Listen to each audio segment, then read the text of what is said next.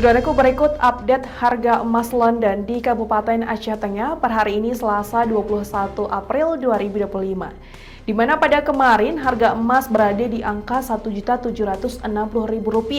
Namun kini harga emas London naik sebesar Rp40.000, yakni di angka Rp1.800.000. Berikut informasi selengkapnya. Saudaraku, harga perhiasan emas di Takengon kembali mengalami kenaikan pada Selasa 22 April 2025.